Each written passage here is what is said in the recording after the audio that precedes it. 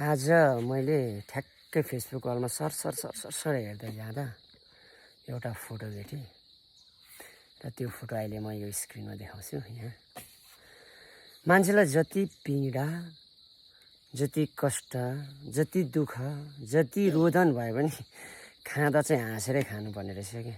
यहाँ हेर्नुहोस् त हर्का सम्पाङज्यू बिचरा कति दौडधुप गर्दा पनि गुमेका ती पलहरूलाई बिर्साएर देख्न सक्नुहुनेछ। हाँसेर भात खाँदैछ क्या।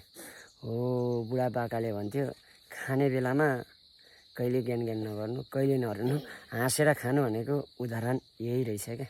थाहा हो भगवान्ले पनि त्यही भनेको रहेछन् र त्यही देन दिएका रहेछन्। र हर्का सम्पाङज्यूले हेर्नुहोस् त खाँदाखेरि त जति मनमा पिर भयो भने हाँसेर खाँदैछ। यहाँ हेर्नुहोस् त। हो तपाईँहरू पनि जति पिर भयो भने हाँसेर खानुहोस् ल यसरी नै।